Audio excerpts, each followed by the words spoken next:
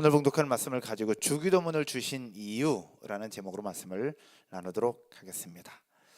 여러분 혹시 배를 타보신 분들 계시죠? 혹시 배 중에서 강 이쪽과 강 저쪽에 줄을 매어 놓고 줄을 당기면 건너편으로 가는 그런 배 혹시 타보신 분 계십니까? 타보셨거나 아니면 영화나 드라마에서 보셨거나 그때 줄을 당기는 사람의 입장에서는 건너편에 있는 강 언덕과 선착장이 나에게 오는 것처럼 느껴집니다. 그렇죠? 당기면 당길수록 배가 가면서 강 반대편의 선착장과 그 강 언덕이 나에게 오는 것처럼 느껴져요. 그러나 실상은 내가 탄 배가 건너편으로 가고 있는 거잖아요. 기도의 원리가 이러합니다. 기도는 하나님이 나에게 오시고 또 내 말을 들으시도록 하나님 앞에 나를 껴맞추는 것, 그러니까 하나님이 내가 원하는 대로 되어지도록 맞추는 것이 아니라는 거예요. 결국 내가 하나님께 가까이 가는 것이 기도고, 기도하면서 나의 뜻을 하나님의 뜻에 맞추는 것이 기도다라는 겁니다. 여러분 이해가 되시겠어요? 줄을 잡아 당기면 내가 탄 배가 건너편으로 가는 것처럼 기도는 나의 뜻에 맞춰서 하나님을 끌어당기거나 내가 원하는 것을 이루기 위해서 하나님을 끌어당겨서 나에게로 오게 하는 것이 아니라는 거예요. 기도는 내가 하나님께로 가는 거예요. 나의 뜻을 하나님의 뜻에 맞추는 것이고, 기도하면서 내 생각을 하나님 앞에 집중하는 것, 이것이 바로 기도라는 겁니다. 우리 지난주에 나눴던 말씀, 아버지의 나라와 아버지의 뜻이 이루어지기를 기도하라 라고 했던 것, 지난주에 이어서 오늘 주기도문을 가지고 두 번째 시간을 함께 나누려고 합니다. 지난주 나눴던 두 가지 제목 혹시 아십니까? 누구에게 기도하라? 하늘에 계신 아버지에게 기도하라 하는 것이었고, 두 번째는 뭐였을까요? 두 번째는 아버지의 나라와 아버지의 뜻이 이 땅에서도 이루어지기를 기도하라, 두 가지를 나눴어요. 근데 지난주에 나누지 않은 하나가 더 있어요. 그것이 뭐냐? 아버지의 이름이 거룩히 여김을 받으시기를 기도하라 하는 것인데, 이 부분들은 나중에 또 나누도록 그렇게 하겠습니다. 그래서 주기도문의 내용을 보면 앞부분에 세 가지가 있고 뒷부분에 세 가지가 있어요. 하늘에 계신 아버지께 기도하라, 아버지의 이름이 거룩히 여김을 받기 위해서 기도하라, 그리고 아버지의 뜻이 이루어지기를 기도해라. 이거는 하나님과 관련된 기도 제목이에요. 그러나 뒷부분에 세 가지가 있는데, 뒷부분의 세 가지는 일상에 살아가고 있는 우리들의 삶에서 나타나는 하나님 아버지께 기도해야 될 내용입니다. 우리를 위해서 간구해야 되는 부분들. 그래서 오늘 두 번째 시간 나눌 이야기는 이 하반부에 있는 우리를 위해서 기도해야 되는 이 세 가지의 내용을 함께 나눠보려고 합니다. 그 중에 첫 번째는 바로 무엇이냐? 따라서 할게요. 하나님만 바라보라. 하나님만 바라보라. 하나님만 바라보라입니다. 오늘 읽은 본문 11절을 한번 보시죠. 11절 보시면 오늘 우리에게 일용할 양식을 주시옵고 라고 말씀하고 있습니다. 오늘 우리에게 일용할 양식을 주시옵고, 굉장히 중요한 기도입니다. 이 일용할 양식이 우리 가운데 있어야 해요. 그래서 예수님이 우리를 기도를 가르쳐 주실 때도 우리에게 일용할 양식을 달라고 기도하라 라고 말씀하고 있는데, 이 문구 안에 담겨있는 수많은 의미가 있다라는 얘기죠. 이 일용할 양식을 구하는 기도는 단지 먹을 수 있는 쌀을 달라고 하는 기도가 아닙니다. 우리가 삶을 영위하는 데 필요한 모든 것, 즉 먹고 사는 문제는 물론이고요, 우리의 건강, 그 다음 안전, 자녀를 위한 기도가 이 문구 안에 다 포함됩니다. 그런데 재미있는 것은 우리에게 일용할 양식을 달라고 기도하라고 하는데, 여기에서 핵심은 우리에게 양식을 달라 기도하라. 근데 어떤 양식이냐? 일용할 양식을 위해서 기도하라는 겁니다. 일용할 양식. 일용할 양식이라는 게 뭘 얘기하는지 아죠?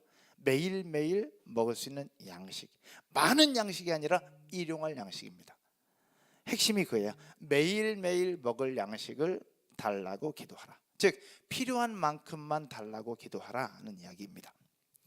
구약시대 이스라엘 백성들이 광야를 통과할 때 주셨던 만나를 생각해 보면 이해할 수 있습니다. 구약시대에 애굽에서 나와서 광야를 통과할 때 아침에 자고 일어나면 만나가 내려져 있었어요. 하나님께서 말씀하시죠. 매일매일 먹을 양식만 거둬들여라. 그러나 백성들은 욕심도 생겼어요. 그래서 더 많이 거뒀고, 또 내일 있을까 없을까 염려에 대한 생각들 때문에 또 더 많이 거뒀어요. 그러나 매일매일 일용할 만나를 제외하고 더 많이 거뒀을 때는 벌레가 생겨서 결국 먹지 못하고 썩어서 버릴 수밖에 없었죠. 그럼 하나님은 그들에게 말씀하셨어요. 매일매일 먹을 만나만 거두라라고요. 여기서 일용할 양식과 마찬가지입니다. 그렇게 그들은 매일매일 만나를 내려주셨고 그 내려주신 매일매일의 만나를 먹으면서 40년이라는 시간을 보내면서 훈련을 받았습니다. 그러면 이왕이 좀 많이 주셨으면 좋을 텐데 왜 매일매일 먹을 양식만 주셨을까? 여기가 또 궁금합니다. 이것은 무엇을 볼 수 있느냐? 왜 딱 하루치만 주셨냐? 이게 궁금합니다. 이거는 이스라엘 백성들이 광야를 나오기 전 애굽 생활을 생각해 보면 또 이해가 됩니다. 이스라엘 백성들이 애굽에서 430년이라는 시간을 종살이를 하면서 보냈어요. 근데 애굽의 문화는 농경 사회였습니다. 옛날 우리 시골에서도 부모님들이 농사를 짓고 나서 가을에 추수를 하면 추수한 그 쌀가마니 그다음에 보리를 창고에다 가득 싸놨어요. 옛날 저희 시골도 그랬어요. 그 딱 싸놓고 탈곡하는 날, 추수하는 날 저희 아버지는 파티를 여셨어요. 그때는 이제 뭐 막걸리였으니까 막걸리를 딱 한잔 하시면서 뿌듯해 하셨어요.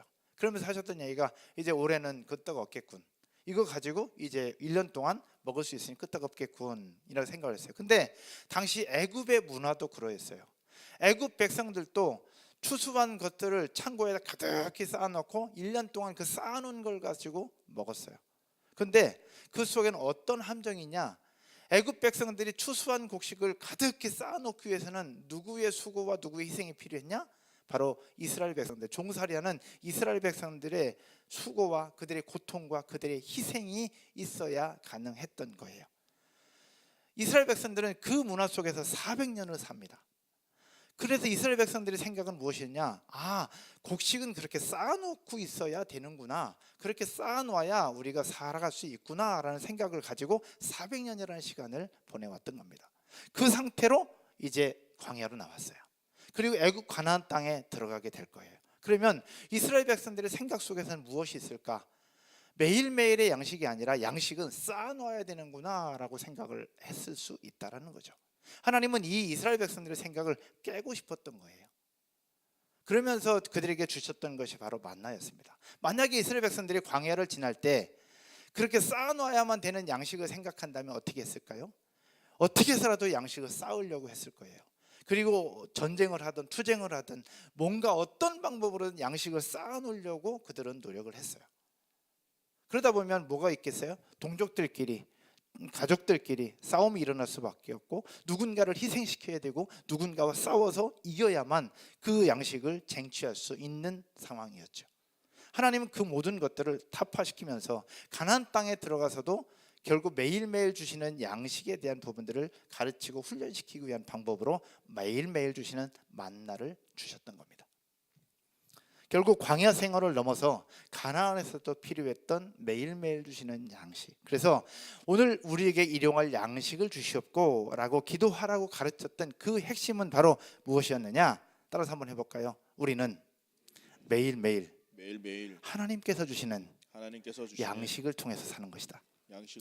매일매일 주시는 하나님의 양식을 통해서 우리는 사는 것이다. 양식은 쌓아놓고 사는 것이 아니라 매일매일 주시는 하나님의 양식, 매일매일 주시는 하나님의 은혜를 먹고 사는 존재임을 그들에게 가르쳐주고자 하는 것이 오늘 우리에게 일용할 양식을 주시옵고 라는 기도 내용 안에 다 포함되어 있는 겁니다.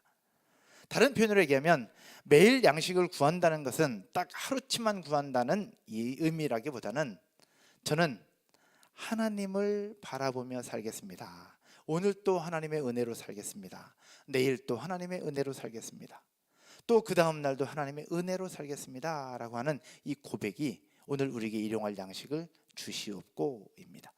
사랑하는 여러분, 우리에게 주신 재물, 우리에게 주신 건강, 또 우리에게 주신 생명, 내일치가 아니라 오늘 하루치요. 오늘 하루 우리에게 주신 건강과 물질과 양식은 하나님께서 주신 것임을 기억하고 오늘 하루를 즐기고 오늘 하루를 누리고 오늘 하루의 삶을 통하여 하나님의 영광을 드러낼 수 있는 저와 여러분 모두가 되기를 주님의 이름으로 축원드립니다. 이것이 바로 첫 번째입니다. 두 번째는 뭐냐?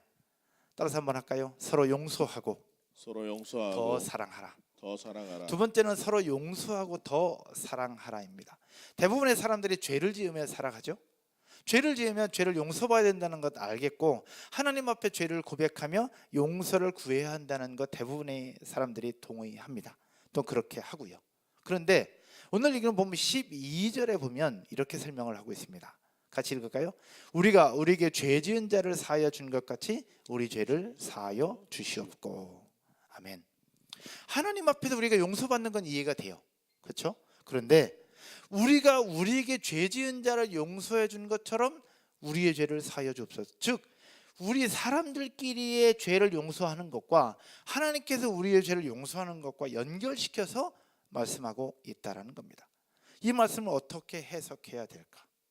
우리의 죄를 용서받는 것, 서로 용서하고 서로 용서하는 것, 이것은 하나님 앞에서 우리가 죄를 용서받는 것과 서로 연결되어 있는데 하나님 앞에 용서받는 것 이전에 우리 서로 사람들과의 관계 속에서 용서하고 죄를 사하는 것이 더 우선되어야 되는 것을 이야기를 하고 있습니다. 이것을 어떻게 설명해야 될까? 성경 이야기를 한번 볼게요. 마태복음 18장 21절과 22절의 말씀입니다. 예수님께 베드로가 질문한 내용을 예수님이 답하시는 부분입니다. 그때 베드로가 나와 이르되 주여 형제가 내게 죄를 범하면 몇 번이나 용서하여 주리이까? 7번까지 하면 됩니까? 라고 얘기했어요. 그랬더니 예수님께서 뭐라고 말씀하시느냐? 여러분이 한번 읽을까요? 예수께서 이르시되 내게 이르노니 7번뿐 아니라 7번을 70번까지라도 할지니라. 아멘. 무슨 얘기일까요? 7번뿐만 아니라 70번을 7번까지 하라. 그러면 490번인데 490번을 세면서 용서하라고 하는 걸까? 그렇지 않죠. 이건 뭘 얘기하는 거냐? 숫자를 세지 말고 한없이 용서하라. 한없이 용서를 베풀고 한없이 그들을 이해하라는 그 말씀이에요. 이것을 이해하기 위해서는 또 하나가 또 필요합니다. 예수님께서 말씀하셨던 1만 달란트 빚진 종을 용서해 주시는 그 장면들이 있어요. 그 비유 여러분 생각이 날 거예요. 시간 관계에서 성경을 읽지 않겠습니다. 내용은 이렇습니다. 1만 달란트 빚진 종이 있었는데 예수님께서 주인이 그 종의 빚을 탕감해 줍니다. 그러면 이 빚을 1만 달란트 빚진 종이 자기 빚을 탕감받은 이후에 그러면 자기도 누군가를 향해서 용서를 베풀고 탕감을 해줬으면 좋겠는데 1만 달란트 빚진 이 종이 자신의 빚을 탕감받은 이후에 길거리에 나가서 100데나리온의 빚을 진 사람을 만났는데 그 사람이 빚을 안 갚는다고 감옥에 가둬버려요. 그 얘기를 들은 주인이 다시 1만 달란트 빚진 종을 데려다가 감옥에 다시 가두고 이 빚을 갚기 전에는 넌 절대로 못 나온다라고 주셨던 비유의 내용이에요. 이 비유를 현실적으로 이해하기 쉽게 좀 더 설명을 해보면서 1만 달란트는 얼마나 되는 액수냐, 그리고 100데나리온은 얼마나 되는 액수냐를 살펴볼 필요가 있어요. 여러분 1만 달란트는 오늘날 금액으로 얼마 정도 될까요? 1만 달란트 얼마나 될까? 유대법으로 계산을 해보면 1데나리온은 노동자의 하루 품삯입니다. 요즘 노동자 하루 품삯 그냥 이삿짐 하거나 어디 그냥 하루 용역회사에서 부르면 13만 원 정도 한다고 하더라고요. 13만 원. 그냥 쉽게 10만 원으로 퉁쳐서 10만 원 딱 잡아요. 그러면 1데나리온이 10만 원이야. 근데 한 달란트는 몇 데나리온이냐? 6천 데나리온이에요. 그럼 6천 곱하기 10만 원 하면 얼마예요? 6천 곱하기 10만 원. 여기 계신 분들은 늘 기도하고 말씀만 봐가지고 돈하고 별 이렇게 6천 데나리온이면 얼마일까? 6천 데나리온이면 6억입니다. 6억. 그러니까 한 달란트는 6억이에요. 그럼 1만 달란트는 6억 플러스 동그라미가 몇 개? 4개. 그러면 6억, 60억, 600억, 6천억 하나 더 하면 얼마예요? 6조. 그러니까 1만 달란트를 빚진다는 얘기는 6조 원을 빚을 진 건데 주인은 6조 원 빚을 진 그 사람을 탕감해 준 거예요. 있을 수 없는 일을 하신 거죠. 그러면 6조 원을 탕감받은 이 종이 그러면 밖에 나가서 100데나리온의 빚을 진 사람을 탕감해 주는 거는 그냥 쉽게 할 수 있는 부분들인데 그렇게 안 하고 100데나리온의 빚을 진 사람을 감옥에 넣어버려요. 그럼 100데나리온은 얼마냐? 1데나리온 10만 원이라고 그랬잖아요. 100데나리온 얼마예요? 1000만 원. 6조 원의 빚을 탕감받은 사람이 1,000만 원 빚진 사람을 감옥에 넣어버리는 이런 일들을 지금 하고 있는 거예요. 그래서 주인이 열받아서 이 1만 달란트 빚진 종을 다시 잡아 가두고 감옥에 넣은 거죠. 이 비유를 예수님이 말씀하시면서 우리에게 용서에 대해서 가르쳐주고 있는 거예요. 이것을 우리에게 적용해 볼 때 어떻게 설명할 수 있느냐? 하나님은 우리를 용서해 주시기 위해서 자신의 아들을 우리에게 내어주십니다. 할렐루야. 있을 수 없는 거예요. 이건 6조 원뿐만 아니라 자기 아들을 내어준다? 여러분 6조 원 줄 테니까 자기 아들을 대신해서 달라고 얘기할 때 줄 수 있는 부모가 과연 누가 있을까? 혹시 또 모르지. 그러나 없어요. 돈을 아무리 많이 준다 해도 내 아들을 내어줄 수 있는 사람 부모는 없단 말이에요. 내 딸을 내어주고 내 자녀, 내 가족을 내어줄 수 있는 사람은 이 세상에 아무리 찾아도 없어요. 근데 하나님이 우리를 위해서 자신의 아들을 내어주셨어요. 우리를 용서하시기 위해서.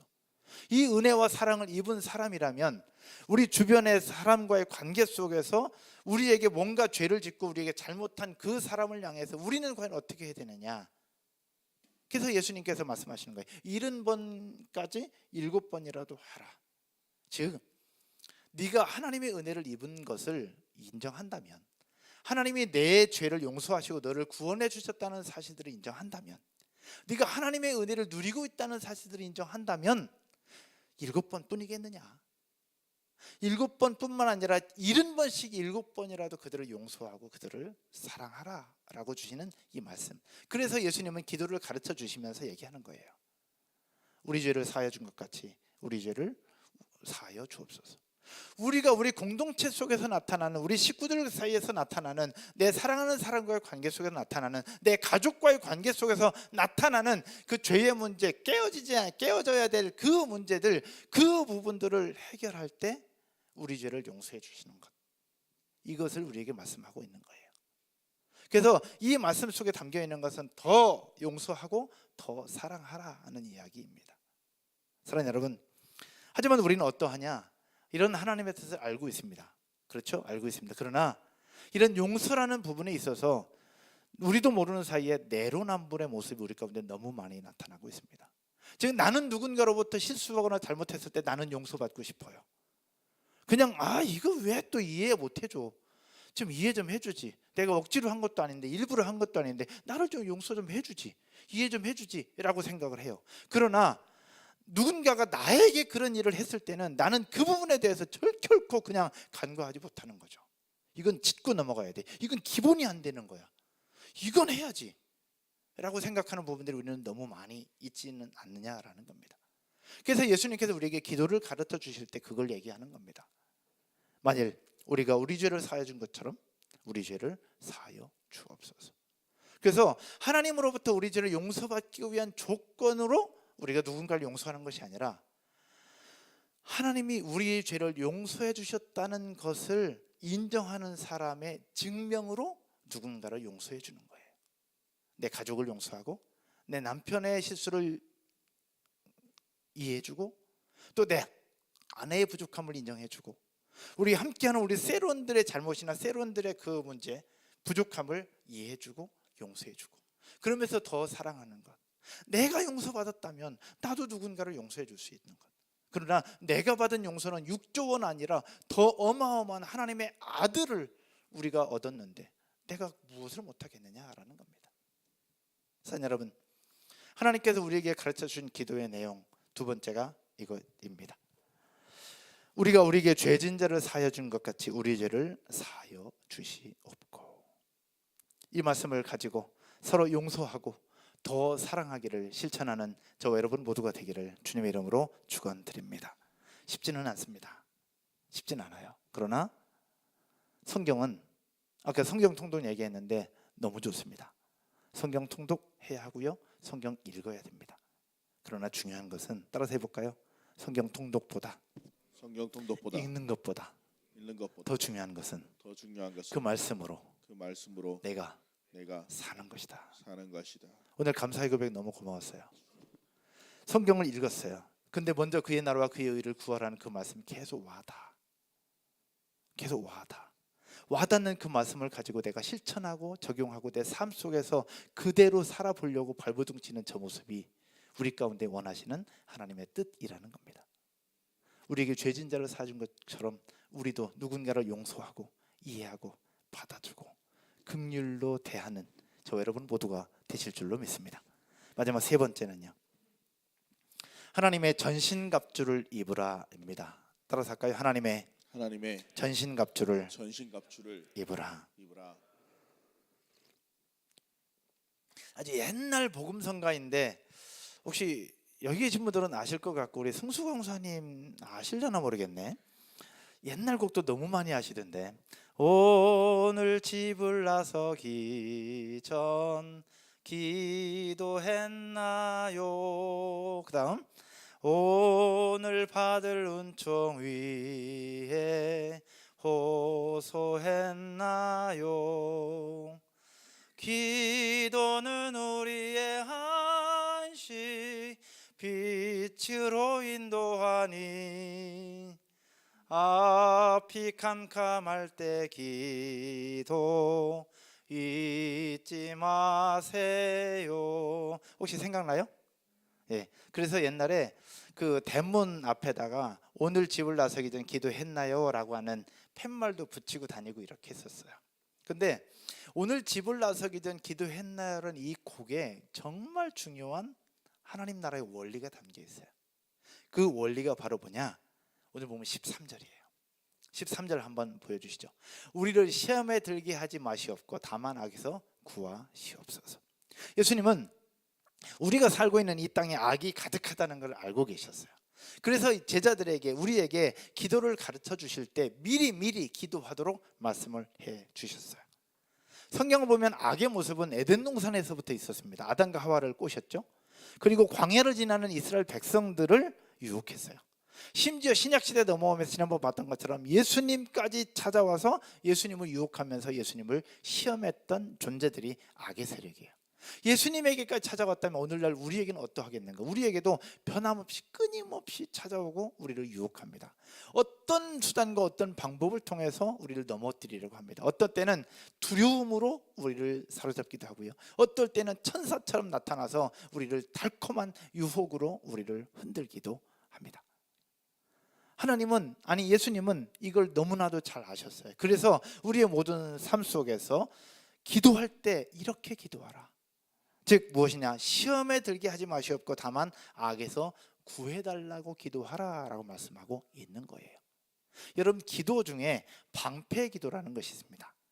여러분, 그 전쟁하는 무기 중에서 칼이 있고 방패가 있어요. 칼은 공격용이고 방패는 수비용이잖아요. 즉 기도도 수비형 기도가 있다는 거예요. 여기서 얘기한 13절은 수비형 기도예요. 오늘 집을 나서기 전 기도했나요? 이것은 공격하는 기도가 아니라 수비하는 기도예요. 하나님, 오늘 하루의 모든 일상 삶 속에서 우리의 모든 삶을 통하여 하나님의 영광이 나타나고 하나님 나라가 이루어지는 일들이 있기를 기도해야 되지만, 또 하나 오늘 하루 주어진 삶 속에 우리 자녀들이 건강하게 하시고 내가 하는 일들을 하나님 지키시고 보호하여 주옵소서. 내가 가는 모든 걸음걸음마다 내가 하는 운전 생활 가운데도 하나님 지키시고 보호하여 주옵소서. 악의 무리들 틈타지 못하도록 도와주시고 주의 은혜와 주의 긍휼로 우리를 지켜 보호하여 주시옵소서. 이렇게 기도하는 것이 방패 기도거든요. 예수님은 제자들에게 말씀하시면서 이 기도를 가르쳐주고 있었던 거예요. 여러분, 이것이 바로 필요한 기도의 내용인데, 우리의 모든 삶 속에 시험에 들지 아니하고 악에서부터 구원받기 위한 우리의 삶은 어떤 삶이냐? 하나님의 전신갑주입니다. 아침에 큐티하면서 하나님의 말씀을 묵상하면서 하나님의 도우심을 구하는 거예요. 그리고 하루하루 운전하면서 하나님의 은혜를 구하고, 하나님 안전운전하게 해주십시오. 내 차도 안전하고 옆에 차도 우리 차를 받지 않게 해주시고 상대방에서 오는 그쪽 차도 우리 차와 부딪히지 않게 해달라고, 그렇게 기도하면서 하나하나, 그렇게 기도할 수 있는 방법은 바로 무엇이냐? 하나님의 전신갑주, 성령의 충만함으로 하나님 앞에 집중하는 거예요. 그렇게 기도할 때에 시험에 들지 않을 것이고 악에서도 구원받는 하나님의 은혜를 누리게 될 줄로 믿습니다. 이것이 우리에게 주신 기도의 세 가지입니다. 일용할 양식을 통하여 하나님만 바라보라고, 그리고 우리가 우리를 용서하시는 것처럼 하나님이 우리를 용서해 주신다고 하는 이것, 더 사랑하고 더 용서하라고 하는 것. 마지막 하나는 시험에 들지 아니하고 악에서부터 구원받는 방패기도, 즉 하나님의 전신갑주를 입어서 우리의 모든 삶에 하나님의 은혜가 가득하기를 소원하는 그 기도. 예수님은 모든 상황을 아셨기에 우리에게 그렇게 미리부터 말씀하시고 가르쳐 주셨다는 것입니다. 이렇게 주기도문의 형식대로 그 뜻대로 우리가 기도하다 보면 그 속에서 하나님의 뜻을 발견할 수 있을 것이고 하나님의 은혜를 누리게 될 줄로 믿습니다. 지금까지 우리의 기도 내용을 잘 한번 살펴보셨으면 좋겠어요. 우리 기도의 내용이 어떠한가? 기도라는 이름으로 우리가 하나님을 내 생각 속으로 끌어당기려고 했던 것은 아닐까? 기도라는 이름으로 내 생각, 내 계획한 것을 이루어지도록 하기 위해서 발버둥 치고 있었던 것은 아닐까? 우리 주기도문의 모습을 보면서 한번 돌아보는 저와 여러분 모두가 되기를 주님의 이름으로 축복합니다. 말씀의 결론을 맺으면서요, 주기도문을 우리에게 주신 이유, 예수님께서는 여러 가지 의도를 가지고 우리에게 말씀하셨습니다. 꼭 주기도문대로 기도해야 되느냐? 그렇지는 않습니다. 주기도문 하나의 기도의 모범이요 표준입니다. 예수님의 기도의 내용을 보면 주기도문처럼 기도하지 않았어요. 그러나 주기도문에 담겨있는 여러 의도를 가지고 예수님 기도하셨지 꼭 이대로 기도하진 않았습니다. 가톨릭에서는 기도문을 만들어줘요. 기도문을 만들어주고 신부부터 모든 신도들이 다 그 기도문대로 기도하도록 해요. 근데 이건 기도문이라기보다 하나의 주문서 같죠. 근데 기독교는 그렇지 않습니다. 각자가 하나님 앞에 집중해서 기도하면서 나아갈 수 있는 건데, 왜 하나님이 이런 기도의 모범, 기도의 표본인 주기도문을 우리에게 주셨을까? 그 핵심은 마지막 문장에 있습니다. 마지막 문장 13절 하반절입니다. 같이 읽겠습니다. 나라와 권세와 영광이 아버지께 영원히 있사옵나이다. 아멘. 대개 주기도문을 할 때 대개 나라와 권세와 영광이 아버지께 영원히 있사옵나이다. 대개라는 말이 있죠. 근데 성경 원어 헬라어 성경으로 살펴보면 나라와 권세와 영광이라는 표현 앞에 호티라고 하는 단어가 하나 있어요. 접속사인데 이 단어는 어떤 뜻을 가지고 있느냐? 왜냐하면이라는 뜻을 가지고 있어요. 왜냐하면. 직역하면 이렇습니다. 너희는 이렇게 기도하라 쭉쭉쭉쭉 얘기해요. 그러면서 맨 마지막에 왜냐하면 나라와 권세와 영광이 아버지께 영원히 있기 때문입니다. 아멘. 너희가 이렇게 기도해야 되는 이유, 왜? 너희가 그렇게 기도할 때 하나님의 나라가 확장될 수 있으니까. 너희 이렇게 기도할 때 하나님의 권세가 나타날 수 있으니까. 너희가 이렇게 기도할 때 하나님의 영광이 아버지께 나타날 수 있으니까 그렇게 기도하라 하는 겁니다. 우리가 지난주에 나누지 않았던 기도할 때 아버지의 이름이 거룩히 여김을 받으시오며 라는 이 표현 속에 이 문장이 함께 포함되어 있습니다. 이렇게 기도해야 되는 이유, 아버지의 나라를 위해서입니다. 먼저 그의 나라와 그의 의를 구하는 것. 내 나라, 내 의, 내가 생각하는 퍼펙트한, 내가 생각한 베스트한 계획이 아니라 하나님의 나라를 이루기 위해서 이렇게 기도하라는 거예요. 하나님의 권세가 나타나기 위해서 이렇게 기도하라는 것이고, 하나님의 영광이 나타나기 위해서 이렇게 기도하라는 거예요. 이렇게 기도하는 이유가 나를 위해서가 아니라는 거예요. 하나님의 나라, 하나님의 권세, 아버지의 이름, 아버지의 영광이 나타나는 거. 우리가 고백했죠. 아버지의 나라, 아버지의 권세가 나타나는 것. 그럴 때에 우리가 기도하는 것 너머에 놀라운 일들을 이루시는 하나님의 역사가 우리 삶 가운데 있을 줄로 믿습니다. 왜 그렇게 될 수 있느냐? 성경 한번 볼까요? 마태복음 6장 7절과 8절입니다. 마태복음 6장 7절과 8절. 또 기도할 때에 이방인과 같이 중언부언하지 말라. 그들은 말을 많이 하여야 들으실 줄 생각하느니라. 8절에 다 같이요. 그러므로 그들을 본받지 말라. 구하기 전에 너에게 있어야 할 것을 하나님 너희 아버지께서 아시느니라. 뭐라고요? 구하기 전에 여러분에게 있어야 할 것을 하나님 너희 아버지께서 뭐 하시느니라? 아신다는 거예요. 이미 아신다는 겁니다. 이미 아시는데 우리 보고 구하래. 그 이유는 뭐냐? 이미 다 알고 있는데 우리가 구하는 것을 통하여 하나님의 나라가 나타날 것이다 라는 겁니다. 이미 알고 있지만 우리가 구하는 것을 통해서 아버지의 영광이 나타날 것이고 그 일을 통하여 하나님 아버지의 권세가 이 땅 가운데 나타날 것이라는 거예요. 그것 때문에 우리에게 기도하라는 말씀하시고 이렇게 기도하라고 말씀하신 거예요. 여러분, 주기도문은 종교화된 기도문이 아닙니다. 즉 주기도문은 하나님 나라와 백성들의 기도와 삶의 지향점을 가르쳐주는 기도가 바로 주기도문입니다. 즉 우리가 기도할 때 예수님이 가르쳐 주신 그 기도의 형식대로, 기도의 표본대로 기도하면 우리 영적 상태를 확인할 수 있어요. 하나님은 이렇게 기도하라고 했는데 내가 이렇게 기도하고 있다. 아, 내 기도가 문제가 있구나, 내 삶에 이런 문제가 있구나를 깨달을 수 있는 거예요. 그리고 하나님이 가르쳐 주신 그 기도대로 기도하다 보면 그 속에서 내가 무엇을 구해야 되는지를 정확하게 확인할 수 있는 것이 바로 주기도문이라는 겁니다. 그래서 우리에게 이런 기도를 가르쳐 주셨습니다. 그러므로 주기도문을 우리에게 주신 이유는 알고 구하는 것을 넘어서, 따라서 할까요? 너에게 주신 대로, 너희에게 주신 대로, 너에게 주신 말씀대로 너희에게 주신 말씀대로 살아라. 살아라. 살아라는 겁니다.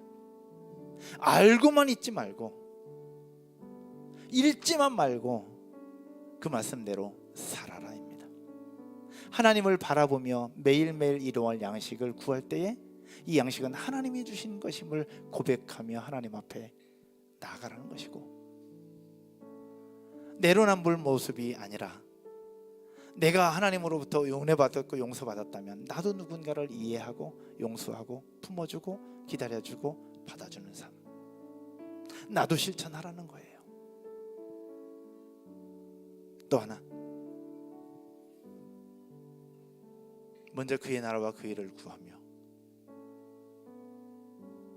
우리 공동체의 모든 지체들 서로의 삶을 통하여 하나님의 전신갑주를 입고 그렇게 하나님의 은혜 가운데 나아가는 삶을 너희도 살아라 라는 겁니다.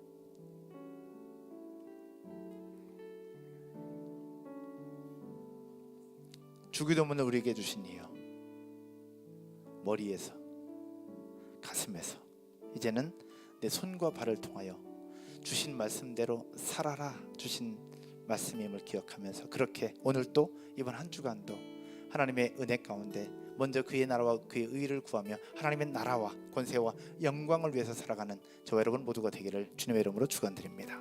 자리에서 일어나셔서 같이 찬양 드리고 기도하겠습니다.